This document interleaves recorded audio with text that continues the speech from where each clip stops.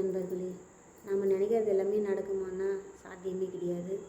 நம்ம நினைக்கிற காரியம் எல்லாமே நடக்கணும்னா அது தெய்வத்துடைய சக்தி ஒன்று இருக்கணும். இல்லை தெய்வம் நம்மளுக்கு எல்லாமே பரிபூர்ணமாக கிடைக்கிறதுக்கான அருள் இருக்கணும்.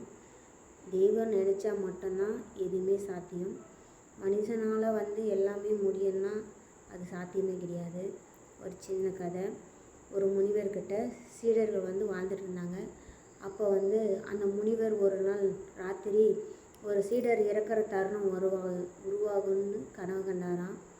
அந்த சீடரை கூப்பிட்டு, உனக்கு 5 நாள் லீவு தரேன், நீ சந்தோஷமாக உன் வீட்டுக்கு போயிட்டு நிம்மதியாக உங்கள் அப்பா அம்மா கூட இருந்துட்டு 5 நாள் கழித்து நீ மறுபடியும் குருகுலத்துக்கு வா அப்படின்னு சொல்லி அனுப்பிச்சாராம் அந்த சீடங்கிட்ட. அந்த சீடனும் சந்தோஷமாக, நம்ம குரு 5 நாள் நமக்கு லீவு கொடுத்துருக்காரே, நம்ம ஜாலியாக போயிட்டு சந்தோஷமாக இருந்துட்டு வரலாம் அப்படின்னு சொல்லிட்டு அவனுடைய துணிமணிகளை எடுத்துகிட்டு வீட்டுக்கு போயிட்டு இருந்தானா. போகிற வழியில் ஒரு தண்ணி தொட்டி கீழே நிறைய எறும்புகள் இருந்ததாம். அந்த எறும்புகள் ஃபுல்லாக தண்ணியில் மூழ்கிட்டே இருந்ததாம். இவன் போகும்போது அதை பார்த்தானா. அதை பார்த்துட்டு அந்த தண்ணி வர்ற இடத்த அடைச்சிட்டு அந்த எறும்புகள்லாம் காப்பாற்றிட்டு வீட்டுக்கு போயிட்டானா. வீட்டுக்கு போயிட்டு அந்த 5 நாள் சந்தோஷமாக நண்பர்களோடையும் அப்பா அம்மாவோடையும் எல்லாரோடையும் சந்தோஷமாக ஜாலியாக இருந்துட்டு 5ஆவது நாள் கழித்து வந்தானாம். 5ஆவது நாள் கழித்து வரும்போது முனிவர் நினச்சாராம், இன்னைக்கு அந்த சீடை இறந்துட்டுருப்பான், உயிரோடு இருக்க மாட்டான் அப்படின்னு சொல்லி நினச்சிட்டு இருந்தாராம். திடீர்னு அந்த சீடன் நின்னானா. அவருக்கு ஒரே ஆச்சரியமா, என்ன பண்ணுறதுனே தெரியல.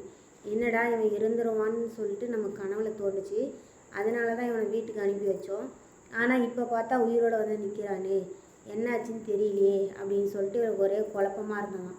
உடனே அந்த சீடனை கூப்பிட்டு கேட்டாராம், இங்கே வாப்பா, ஆமாம் என்னாச்சு, நீ போகும்போது உனக்கு என்ன நடந்தது, நீ மறுபடியும் திரும்பி வந்திருக்க, என்னன்னு சொல்லு அப்படின்னு சொல்லி கேட்டாராம்.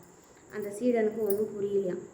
அந்த சீடன் சொன்னான்னா, ஐயா, நான் போகும்போது ஒரு தண்ணி தொட்டி கீழே நிறைய எறும்புகள் தண்ணியில் மிதந்துட்டு இருந்தது.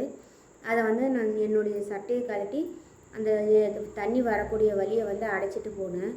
அப்புறமா நான் 5 நாள் கழித்து என் வீட்டில் எல்லாம் சந்தோஷமாக இருந்துட்டு நீங்கள் கொடுத்த 5 நாள் கழிஞ்சதும் நான் வந்துட்டேன், இதுதான் நடந்துச்சின்னு அப்படின்னு சொல்லி சொன்னானான்.